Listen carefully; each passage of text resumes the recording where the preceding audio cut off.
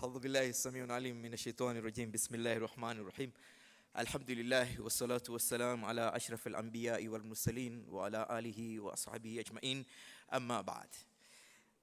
Sometimes, though the mother tongue language is supposed to be the ideal language you should use to communicate your thoughts and your principles and values, but because of the orientation which most of us get in the result of pursuance of knowledge, it becomes a little bit challenging to try and interpret the concepts that you learned in English in Kiswahili. I therefore beg to be forgiven that I will try as much as I can to blend the two so that I can be able to hit the nail on the head. In a place where I feel the English concept will make more meaning and more impact, allow me please to use the English concept. And where I feel Kiswahili might do or will do justice, I will exactly do that. Brothers and sisters in Islam, it's really an honor this morning for me to be sharing this passionate subject with you. I always tell my students, if you want to know education, just look at Mujaheed. Mujaheed defines what education is. And therefore, never struggle to go to any textbook and don't struggle to go to Sheikh Google, but just look at Mujaheed. And when you look at Mujaheed, you will understand what education is all about. Ali radiallahu anhu is quoted to have said the most complete or holistic gift that Allah subhanahu wa ta'ala can give to any human being is the gift of knowledge. If Allah subhanahu wa ta'ala loves his servant, the best gift he will extend to him or her is the gift of knowledge. Again, Al-Basri rahimahullah said in one of his books that if you study with the conviction of satisfying the pleasure of Allah subhanahu wa ta'ala and to acquire that which he possesses, then you will be successful. Again, one of my favorite author, in fact, he was my professor when I was doing my PhD. He told me, you know what, Mujaheed? Anyone who refuses to drink from the fountain of knowledge will always die of thirst in the desert of ignorance. So don't be lazy in learning. Because whether you like it or not, life is about learning. It is from the womb to the tomb. In the darkness of the womb of the mother and the darkness of the womb of the grave, in between is the struggle for enlightenment. So don't be lazy in learning. Because even if you refuse to learn, life will never stop teaching you. So it is better to learn voluntarily than waiting for life to teach you by force. Because when you learn voluntarily, you choose what to learn. In most cases, you learn what is useful and what is functional. But if you wait for life to teach you, normally, it teaches you in a very ruthless way. In school, we are first taught, then given an examination after we have been taught. But in life, we are first given the exam, and then we learn from that particular exam. So don't be lazy in learning. Brothers and sisters in Islam, education is a very compounding concept that many people have given it different definitions and different meanings. But I personally, to sum up the entire concept of education, I basically look at three things. That no matter what orientation you come from, no matter what perspective of life you possess, no matter what kind of socialization you obtain, at the end of the day, education is that process which provides you with knowledge, information, making you know what you didn't know before. That process which will ultimately take you from being an innocent child to being that professional who might be called a doctor, who might be called an engineer, who might be called a pilot.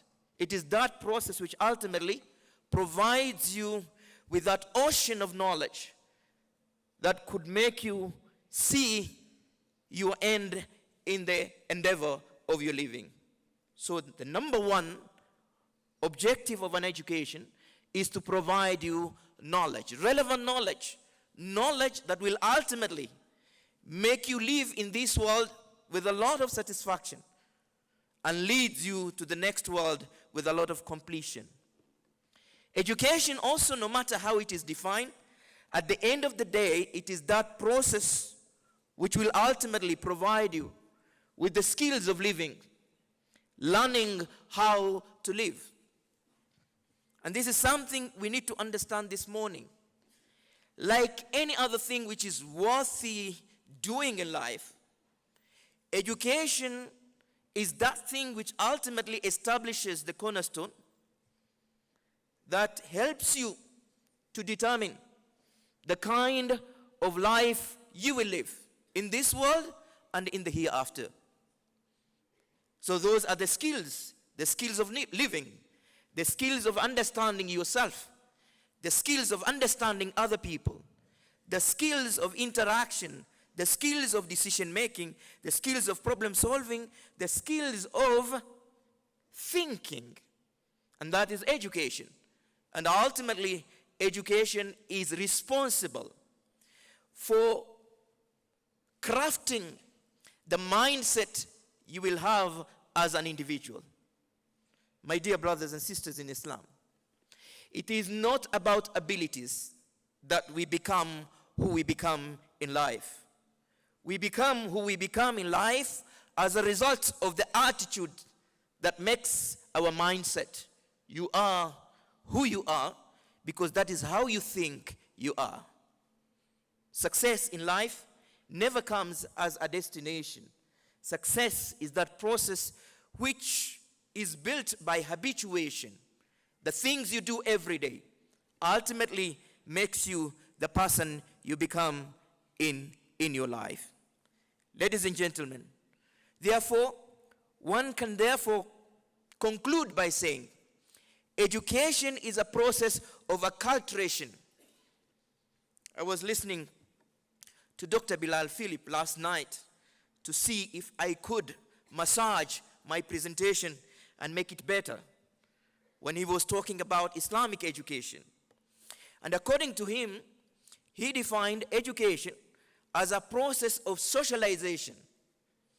It is that thing, it is that tool which is practically used to transfer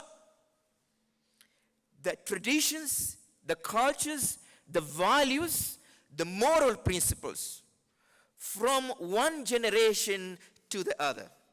And that's why the word acculturation becomes very suitable when it comes to defining education. It is that journey that ultimately provides you with the strength to become who you should be in your life, not to become somebody else. Education is not something that is actually meant to make you different from who you are. It is that thing which is supposed to strengthen who you are, promote your culture, promote your values, promote your tradition. At the end of the day, you become proud of who you are. And that is where the conflicts between Western education and Islamic education in most cases lie. Because Islam by itself is a civilization, is a way of life. And therefore, if you want to acquire that civilization, that way of life, through a tool that is alien from that civilization, then that's where you get the conflicts, which is called psychological, a conflict which is called sociological, a conflict which is called philosophical. At the end of the day, that's why, my dear brothers and sisters, majority of us suffer from dual personalities.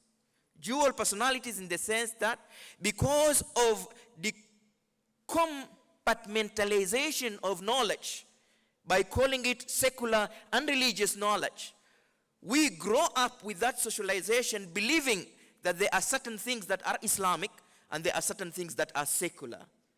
And therefore there is a conflict between the way you behave when you are in the mosque and the way you behave when you are in the office. There is a conflict between the way you behave when you are in your house and the way you behave when you're out visiting somebody else who is not you, because of that dualism.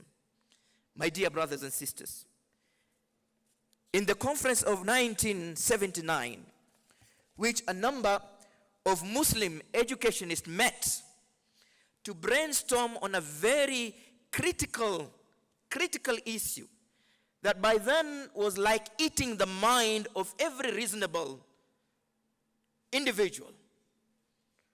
And that particular thing was the crisis in the education of the Muslims, not knowing exactly which education is most suitable for our children. Now, as parents, as families, as communities, we were put in a very strong dilemma. And the dilemma was, I want my child to become a doctor, but at the same time, I want this same child to become an alim, a scholar. I want my child to become an engineer. At the same time, I want the same child to become a hafiz. I want my child to become a pilot, but at the same time, I want this child to become a faqih. Now, where do I take this child? Where do I surrender this child to? Who will be able to make this child both a strong Muslim and at the same time, this child becomes the person I want to become?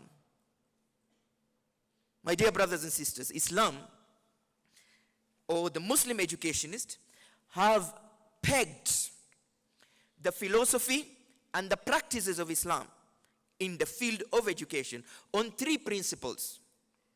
That for education to become education, for education to become education, in the definition of Islamic philosophy of education, the education must have triple T's. Kwa Kiswahili tunasema T tatu. T ya kwanza ni T ya ta'lim.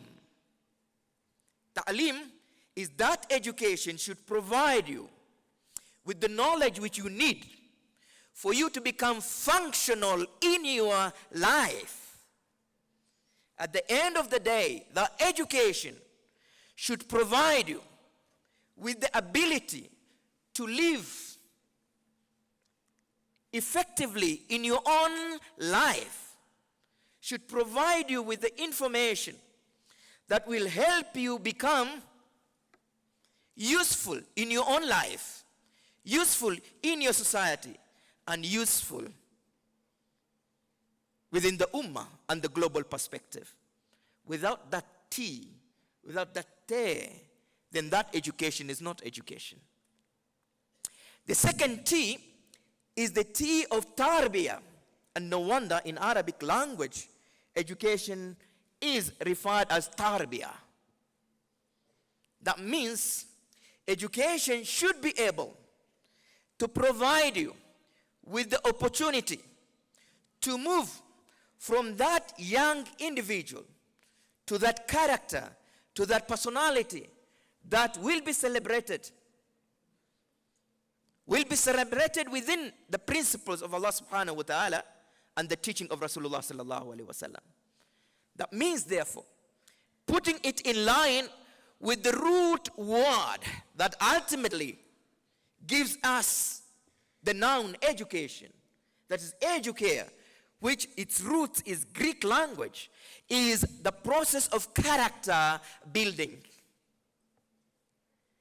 That means, therefore, if education does not provide you, avail you with the opportunity to become a better individual as you grow, if education will not be able to move you from that animalistic mentality to the humanistic mentality, to that mentality where you become an individual who is balanced in terms of his or her personality with the two weighing scales, the scale of the taqwa and the fear of Allah subhanahu wa ta'ala. No wonder they say the peak of wisdom is the fear of Allah subhanahu wa ta'ala and the balance of following the tradition of Rasulullah sallallahu alayhi wa sallam. So the tarbiyah, character building, not diploma disease, not examination, orientation, and so on and so forth, but that education which will not give you an A in terms of your cognitive development, intellectual development, but will also give you an A in terms of your affective development, in terms of your character development, in terms of your personality development. My dear brothers and sisters, no matter how knowledgeable you are, no matter how educated you are, at the end of the day, those qualifications will never be written on your forehead. Never. And you will never be able to move with a briefcase everywhere, producing your credentials to show people that you are educated. What shows you are educated is what you say, what you do, and how you maintain your personality. Open your mouth, and everybody will know what kind of a person you are. Show me your friend, and I will tell you who you are. Show me where you spend most of your time, and I will tell you exactly what kind of a character you are. At the end of the day, the software which is within us, the mind and the heart, culminates in our actions, and that is the purpose of learning, the character building. But that character building comes only when there is a balance, the tranquility between the cognitive part of you, the mind, the brain. You become what you think most of the time. What dwells in your heart, the way you feel, and what you do, the action speaks louder than words. And therefore, at the end of the day, we, all of us, we get to be known by the philosophy we keep in our minds, the things that goes through our minds, the emotions that which we harbor within our hearts, and the actions and those things that we do through the psychomotor element of us as human beings. Education needs to create a harmony between these three things: the IQ, the EQ, and the PQ. The intelligent quotient, the emotional quotient, and the physical quotient. Addition of those makes you obtain that character. That makes you and describes you as a Muslim, as someone who is learned, as someone who is educated. The third T, brothers and sisters in Islam, is the T of ta'deeb. Whether you like it or not, you might not be able to change the entire world. You can't stop sometimes people from doing what they're doing. It's very difficult to make people think like you, feel like you, and do what you want them to do. Temptations, therefore, will always be around us and around our children. They will be there. We can't lock them in our houses 24 hours, 7 days a week, 30 days a month. We can't do that. We have to let them out to go play, go learn, and go interact and socialize with other people. Now, what do we need to do to make sure that these children of ours still, even though they are subjected to one of the most influential elements of personality development, and that is the environment, they will still retain, maintain, and be proud of who they are: Muslims. Now, this is the third angle of education, that is ta'deeb. That process which ultimately will make an individual learn to say no to anything that contradicts his underlying values of existence. It is that thing which will provide the empowerment of resistance. That even though I am in an institution which is not Islamic, even though I am in a university which is not Islamic, even though I am working in an environment which is not Islamic, but I am a Muslim. In every macro environment, there got to be a micro environment for you to survive the way you want to survive. Dear brothers and sisters, nurture is always stronger than nature. Though biologically we are defined by the genetical pools we obtain from our parents. That pool could be altered, could be influenced by the environmental mediation. And the environmental mediation is normally driven by the kind of education, the kind of curriculum that an individual is exposed to. So as we are struggling to make sure that our children are getting that package that will make them survive and be proud of their identity and avoid any kind of negative influence, we must focus on the ta'lim, on the tarbiyah, and on the ta'deeb. Now, ladies and gentlemen, it is also very important for us to remember, though we are in the world which is globalizing very fast, we can't stop that, unfortunately. It has to continue. Whether we like it or not, we cannot live in isolation. Whether we like it or not, we might not be able to learn in isolation. Whether we like it or not, we might not work in isolation. We got to integrate with other people. Now, these scholars who met in 1979, came up with 10 objectives of Islamic education that we as parents, and remember, every parent is a primary educator of his or her child. That is one thing we cannot deny, that every parent, the father and the mother, are the first school of each and every one of us. Schooling is not equal to education. In fact, they say education begins after schooling. But before the school, there is a bigger school, and that's the home. Therefore, it is very important for understand, and that's why Rasulullah sallallahu alaihi wasallam is quoted to have said one of the primary obligation for every parent, after selecting the right spouse and after giving the good name, the third one is to make sure you hand over your child to the right teacher, the right school, the right education, because there, the continuation of what was happening at home will have to take place. It is a process of acculturation. Therefore, we have to make sure that there is a cognizance between the home where the learning begins, the school, and the environment which ultimately the child will have to live in. Now, these scholars, may God bless them, said for any education to achieve the real purpose of learning in Islam, number one, it must be built within the philosophy of knowing Allah subhanahu wa ta'ala and providing the child with an obligation of knowing the purpose of why he is in his or her existence.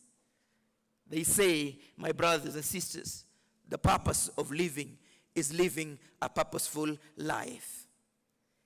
That need to be embedded within the education curriculum, within the education system, so that our children will understand, I am learning whatever I am learning, but the reason why I am learning whatever I am learning is to get me closer to my Creator.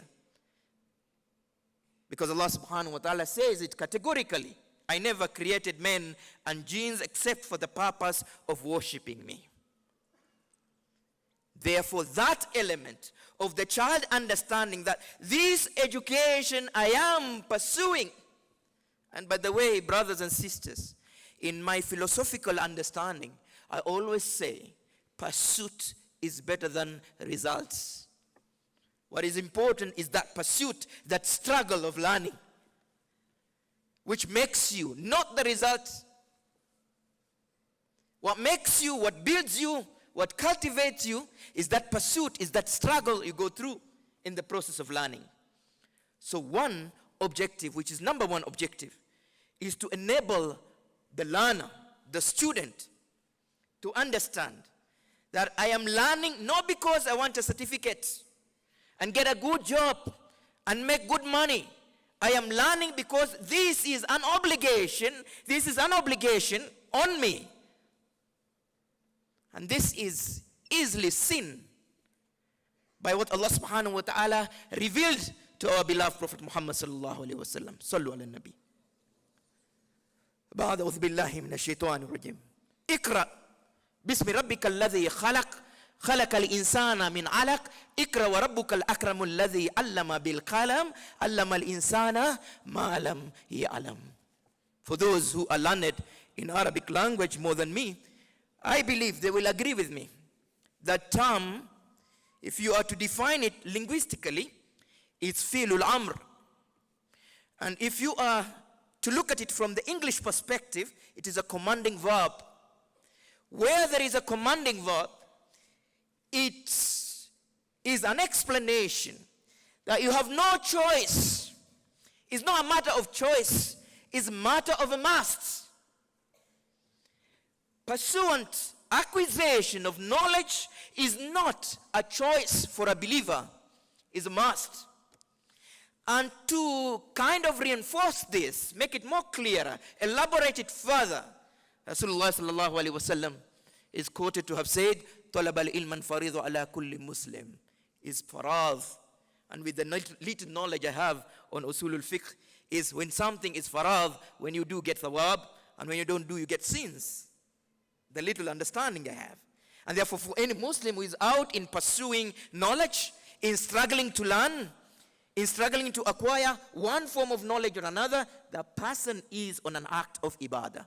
And for the students who are here, how I wish you will take this very seriously. Why? Because in life, when you know the reason why you are doing whatever you're doing it becomes easy. When you know the reason why it's easy to fly, and you fly, and you will never be able, and no one will deny that at the end of the day, with the struggle and effort, even if it means you have to die, but ultimately, as a believer, you must touch the sky. You might reach the maximum potential of you as someone who is struggling to become the best in this world and the best in the hereafter. Brothers and sisters in Islam, the second objective, according to this conference of Muslim scholars in education, they said the second objective of education in Islam is instilling moral values and discipline. Discipline, discipline, discipline. Allow me, my dear brothers and sisters, to repeat this word vehemently. And the reason why I am repeating this word vehemently, because I have never read any book, seen any individual, of anyone who has succeeded in life without self-discipline. Unfortunately, this has become a monster in our schools. And not just in any other school, our Muslim schools. And therefore, something that must be done, something that guides the provision of knowledge without discipline. They say education without discipline, education without character formation makes you a monster. Education which has no discipline, education which does not provide you with character formation, with the right character, that education makes you a monster. So the whole idea of us learning from preschool, from kindergarten to university, is at the end of the day to acquire that ta'deeb, that discipline. Discipline is that process of doing whatever you have to do, whether you like it or not, but because that thing is fundamental for your growth and development, you got to do it. My dear brothers and sisters, sometimes we have to learn from the future to correct our present. Because yesterday is history. Very little you can do to change history. And tomorrow, in most cases, is a mystery. But today is a gift. That's why in English language it's called present tense. It's now. It is what we will do now. It is what we say now. It is where you go now. It's the book you read now. It's the goal you have now. It's the person you interact with now. That will ultimately determine how your future will be. So the future is built now, today. So for anyone who wants to make sure that our younger generation is going through this system of learning that will make their future more beautiful than our own present times, will make their future more beneficial than our present time, will make their future more meaningful than our present time, then we go to work today. We got to say what is the best, do what is the best, interact for those who are the best, for us to become truly the best.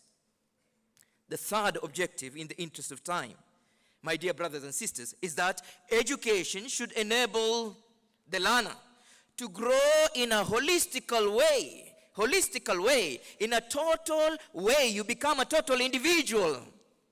You don't suffer from the conflicts of personality disillusion. The mind, the heart, and the body must all be developed through learning. And that is why scholars of learning, behavioral psychology, they say learning is a process of acquiring knowledge, skills, and positive attitude, which ultimately will result in relative permanent change in behavior. In behavior.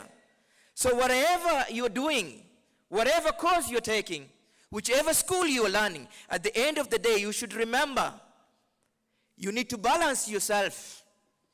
You take care of the IQ, you take care of the EQ, and you take care of the PQ. At the end of the day, you become a holistic individual.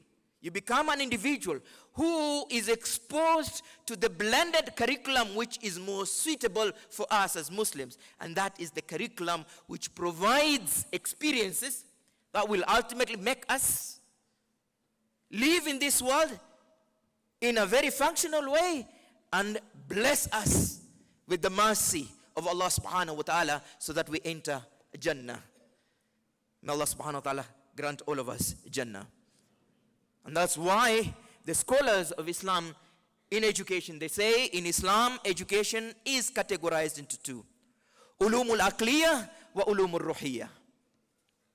The knowledge that is as a result of scientific exploration of humanity, which is supposed to be fard al-kifaya, and the knowledge which is revealed directly from Allah subhanahu wa ta'ala, which is fard al-ain, personally obligatory knowledge. At the end of the day, therefore, as we endeavor in providing educational experiences to our ummah, we need to make sure that education is balanced. It is balanced in such a way that we give preference to fard al-ain and then followed by fard al-kifaya. We give preference to our children understanding their deen first, and then understanding that they need also to become doctors. They also need to become engineers. They also need to become pilots. But understanding your deen first. Understanding who created you first. And then now understanding Einstein and understanding Aristotle later. But at the end of the day, when you blend those two, you become more effective. Again, number 4, brothers and sisters, is imparting positive skills and attitudes so as to contribute meaningful to the development of the community. The best among you is the one who is most useful to his community. You are the best community you Muslim ever raised. The hadith didn't say you are the best individual. You are the best community. Why? Because you advise each other.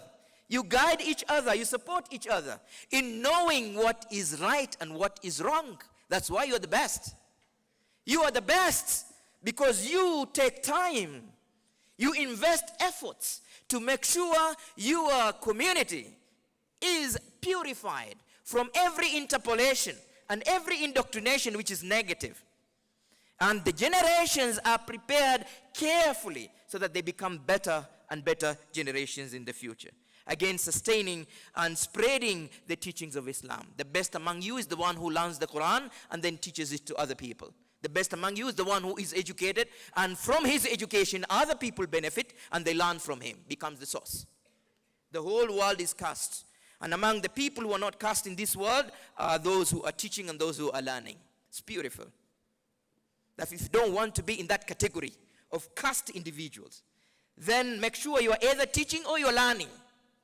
Because that is the only thing. Believe me, my brothers and sisters, there is no nation in this world. There is no community in this world.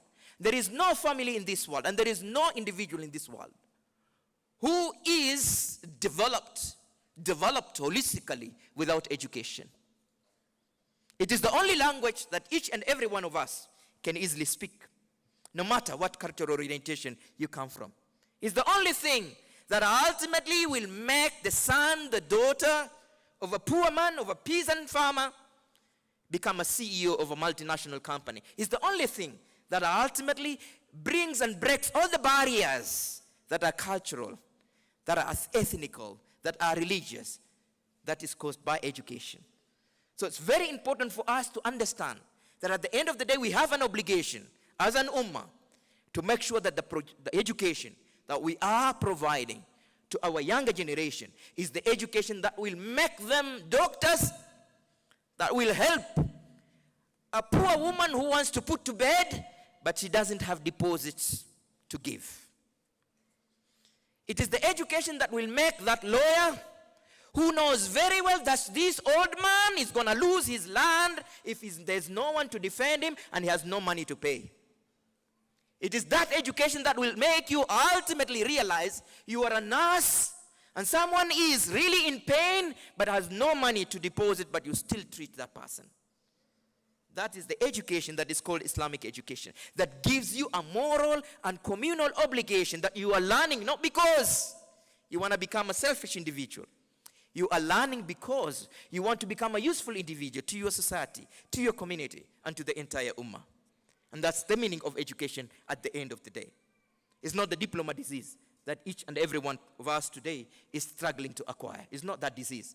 It is that healing that you get, and then ultimately you want to spread happiness throughout the world and make everyone feel comfortable around you. And wherever you are, you become useful to whoever is closer and far away from you. The next objective is sustaining and spreading the teachings of Islam. Doing da'wah. Ballighu anni walau ayah. It doesn't mean you have to be a scholar to do da'wah. That means wherever you are as a Muslim, as an educated Muslim, you must strive, you must struggle to spread the message of Islam. If you're a doctor, you spread it in the hospital. If you're a teacher in the school, if you're a community leader in the community, if you're an imam in the mosque, if you're a pilot in the aeroplane, wherever you are, as an educated person, as an educated Muslim, the objective is for you to spread the teachings of Islam. Show the beauty of our deen to each and every person. The next objective is inculcating the spirit of peaceful coexistence. We cannot avoid living with other people. But then it is important that as we live with these other people who are not us, we must live with them according to the teachings and the principle and the practices of Rasulullah sallallahu alaihi wasallam. Lakum dinukum waliyadin. La ikraha fi din. There's no compulsion in religion. And they remain with their religion and we remain with our religion. But let's live together and develop this nation together. Let's live together and develop this world together. Let's live together and support each other so that at the end of the day, that important paramount spirit of living together known as peace prevails. Because we cannot develop if there is no peace. And I'm sure each and every one of us today, we understand that if there is any religion that is built on the principle of peaceful coexistence, then it's the religion of Islam. But then we as Muslims, we have an obligation. And the obligation is to make sure that as we get educated, we become people who can live peacefully with other people. And we support one another and each other for the benefit and the development of humanity. The next objective, my dear brothers and sisters, is satisfying the intellectual curiosity in line with Islamic teachings. Intellectual curiosity. You got to admire it, to desire it. You got to desire it, to acquire it. You have to acquire it, you have to admire it, desire it, aspire for it, and then finally acquire it. You cannot look for something which you have not seen. You cannot want something which you've never seen. You can never want something you have never dreamt of. So at the end of the day, we got to be curious, trying to find solutions to every challenge that is facing us in a very scientific, technical, and professional way, so that at the end of the day, we meet with the competencies of the 21st century. The modern and contemporary educationists are saying, for the education of the 21st century to be education, it must have 4 C's. For the education of 21st century to become education, it must have 4 C's. The first C is the C of enabling the student to acquire critical ways of thinking. هل يتفكرون؟ هل يتذكرون? Don't you think? Don't you reason? Don't you to reflect? Critical thinking. Making our students, making our young people learn how to think is a 21st century paradigm of education. The second C of the 21st century education is the C of creativity. Not looking for employment, but learning to create employment. Not looking to serve others, but looking for ways of others serving you. Not looking for you to earn money, but looking for ways of generating money. Creativity, the highest level of intelligence, that must be embedded within the curriculum of the 21st century. The third C is collaboration. No one can ever live alone in the world we are in today. Every dream requires a team for it to reach its dream. Teamwork works. At the end of the day, therefore, that education should provide us with collaborative techniques, mechanisms, ways, means of how we can take advantage, of how we can work together, of how we can come together. وَاقْتَصِمُوا بِحَبْلِ اللَّهِ جَمِيعًا وَلَا تَفَرَّقُوا. That principle must be embedded in education, the collaboration. And the fourth C, learning to communicate.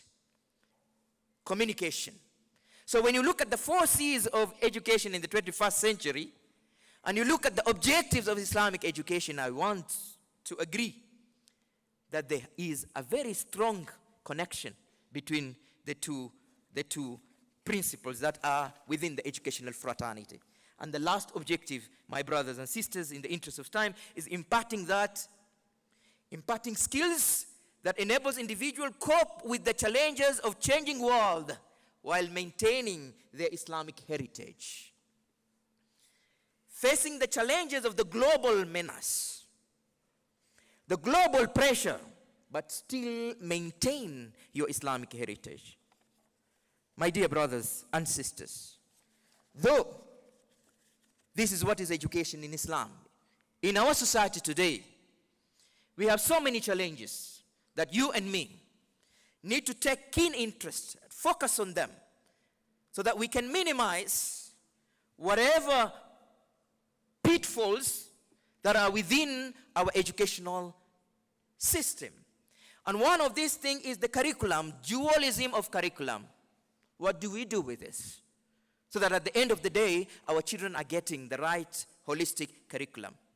Dualism curriculum is going to school and then going to madrasa. Islam and secular education. And therefore, the whole thing is built on Confucianism.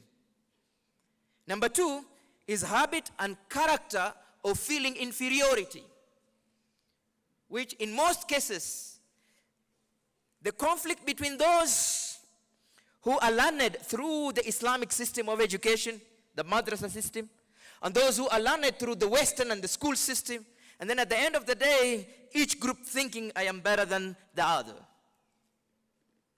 Now that is a challenge for us.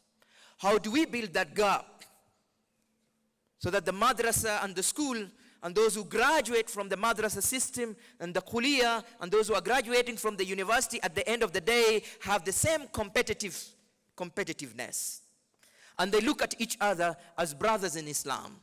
And they look at each other as a supplementing force that can make our ummah a beautiful ummah. The third challenge, my dear sisters, brothers and sisters, is the challenge of bookish education, which is, according to research, is one of the contributing factor on the indiscipline we see in our schools. That our children look at learning as a business of reading books, period, and passing exam. Nothing, no less. It's not a business of respecting the teacher. It's not the business of respecting the parent, and it's not the business of respecting the community, but the business of reading the book, passing the exam, getting a good job, and driving a good car, and owning a good house, period. No character, no morals. It's a challenge that we really need to think seriously. Limitation and loyalty. Limitation in terms of understanding which areas are flooded and which areas requires input. And without a fear of contradiction and intimidation, we have a problem with teaching profession as Muslims. Something needs to be done seriously.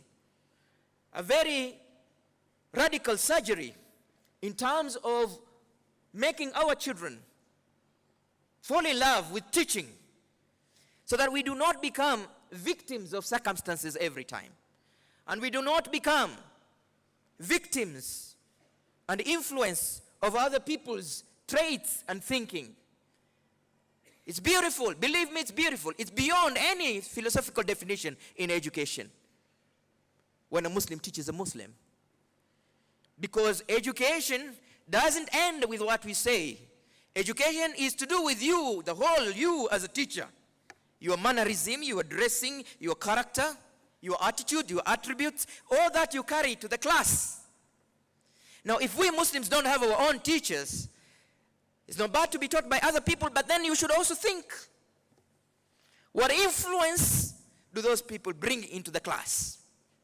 Apart from the subject they're teaching, what other influence do they bring in the class?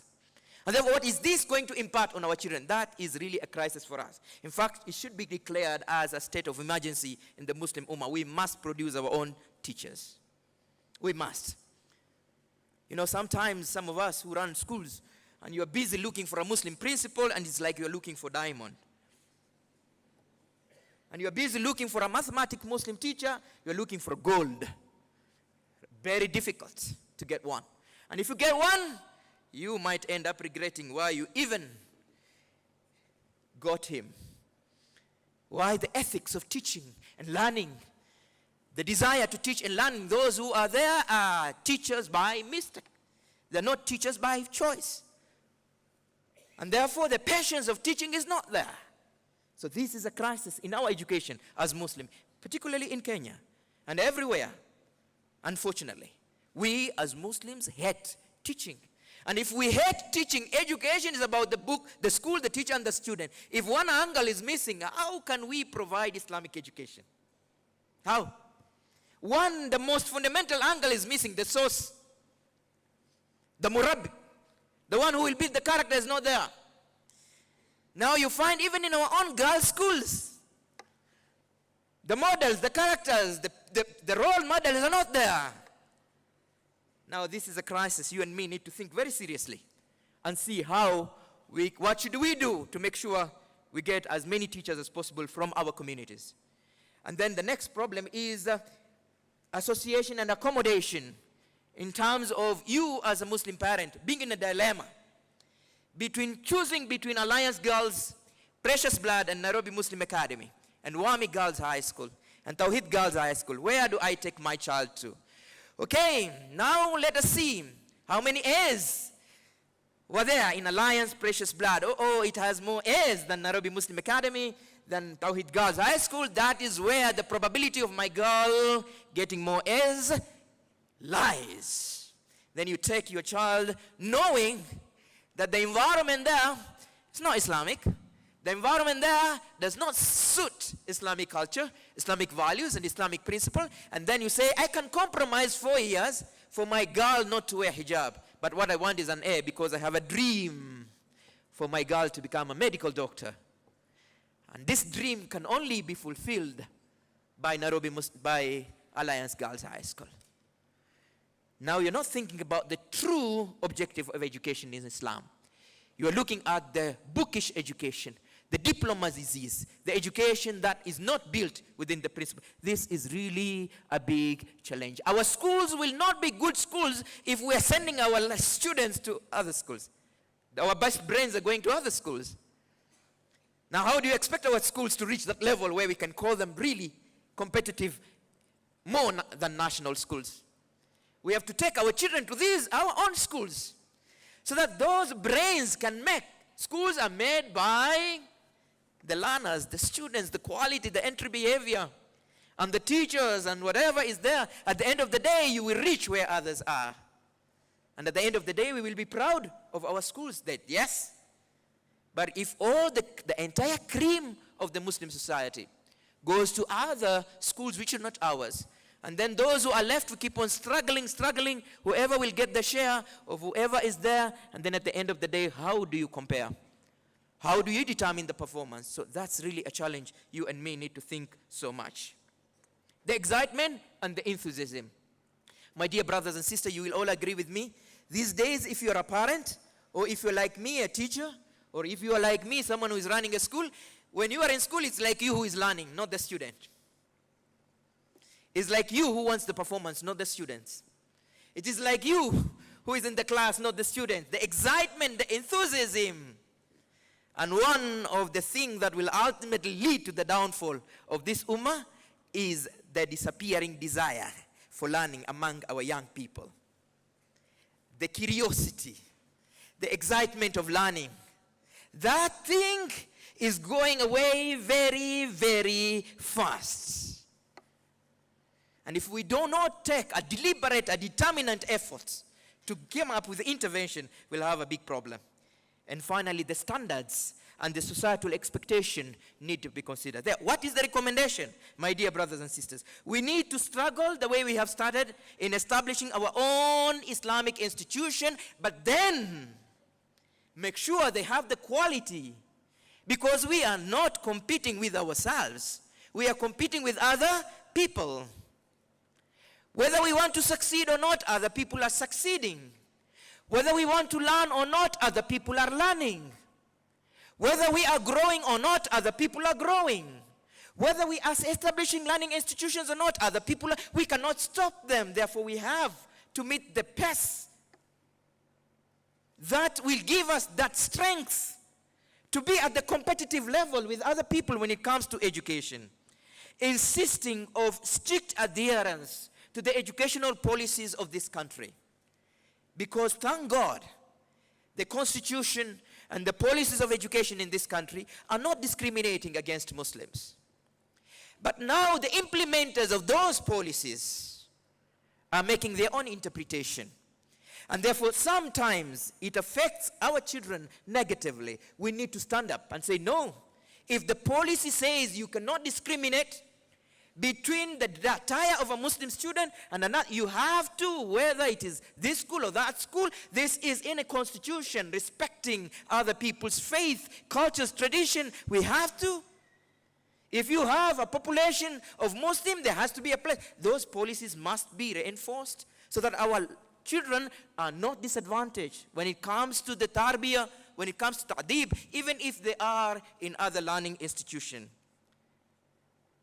Dear brothers and sisters, we need to change the narrative of motivating our children to learn. A colleague of mine at the university was asking me, Brother Mujaheed, you are always talking to the students. What do you tell them? For us, our parents were telling us, you want to get away from poverty? Study. You want to eat pishori? Study. You want to eat biryani? Study. But now our children are eating everything. What do we tell them? They're driving in big cars. They're being taken to school driving. You and me, we walked. Now we have to change the narrative. If we want to motivate, my dear brothers and sisters, the motivation narrative has to change. And for the motivation to become a motivation, people must understand the meaning of why they're doing what they're doing. For the motivation to become a motivation, people must establish a very strong optimistic level. For motivation to become true motivation, it has to be in line with time and changing trends of events. For a motivation to become motivation, it has to be inspirational and built on the interest of the person. For a motivation to become motivation, the values and value verification yardstick must be considered. For motivation to become motivation, the objectives of what you do must be clearly stated. For motivation to become motivation, we have to become positive more than negative. So the narrative of motivation, of motivating our children to learn, must shift. Strong paradigm shift. The way you and me, we were motivated to learn, is not the same way you can motivate the younger generation to learn. The next recommendation is social marketing of our Islamic civilization, so that our children can learn the superiority of this civilization. Wallahi, it's very interesting when you read research and you discover the reason why there is a strong crisis among our young people is the elements that makes them. We don't have time to go to that. It is the environment they find themselves in. It is the technology that they are exposed to. And it is the associations and interactions that they are connected to every day. I like this, and I enjoy repeating this every time. The theory of success is built on observation, imitation, repetition, and habituation. And unless we take our children to realize that this is what they need to do in order for them to succeed, we might have a very strong problem in terms of maintaining and sustaining our own identity and our own cultural values and civilizational ways of doing things. Embrace readily research in terms of understanding how can we influence the proper cultural values of our school so that we have good school cultures in our institution. Create regular forums of interaction for our younger people, particularly students who are in school and at the university, so that they can learn from each other and they can have that platform of interaction and they can form a very good circle of association, because you become who you connect with in life. Your network is your net worth. We need to provide our young people with the right network for them to flourish within the Islamic principles and values. Recognitions of Muslim personalities as role model to satisfy the heroic redemption, which is a disease that many people suffer from the age of 13 to 19. Heroic redemption. Now this heroic redemption, we have to make a deliberate attempt of glorifying some prominent, some tangible individuals who have made a huge impact in our society, so that our younger people can be able to have someone to look up to as a role model, instead of looking up to Messi and Ronaldinho and the others. Need to give preference to both academic and character building, that is to say, combine cognitive, affective, and psychomotor domains of learning. Make sure we do regular encouragement and reinforcement of learning in our institution, and our children are able to move according to the way we want them to move and become who they become. I'm concluding my talk, brothers and sisters, with 10 C's. For us to move forward with our education, the 10 C's might be of great help. C number 1, we must have a clear clarity, and that is the vision. Clarity must be clear. Why are we focusing on education? Number 2, competencies. That means shifting for excellency and continuous learning, getting the right manpower and the right people to run our institution. Number 3, concentration. That means setting of priorities on the kind of areas we need to focus more than others because of the need. Sometimes careers are selected based on the need of the society. Number 4, common sense, understanding that there are certain things you don't need an explanation, they're very out clear. There are zebra cross mentality, black and white. Therefore, we need to use common sense and say this is right and this is wrong. Number 6, consideration, understanding that our relationships must be harmonious, must be well coordinated so that our children can be able to grow with more warmth and trusting in terms of relationship. Number 8, our commitments must be more committal in terms of education so that we can be able to solve this menace that is affecting our entire Muslim Ummah in this country and globally. Courage, we need courage. And this is very important. And courage comes only through choice, the choice that you make. Courage comes through unleashing, bringing out that strength which you have. Courage comes as a result of knowing, being an open-minded person. Courage comes as a result of reasoning and using relational capital. Courage comes as a result of higher aspiration, thinking big, aiming at the moon, and ultimately, even if you don't touch the moon, you might land on the stars. Courage means always indulging in gauging our strengths and our weaknesses so that we can put a balance and knowing how we are flowing. And then courage means enlightening and empowering ourselves so that we become the society we want to become. My dear brothers and sisters, they say, those who are learned more than you and me, knowledge without action is insanity, and action without knowledge is vanity. Thank you very much. May God bless you.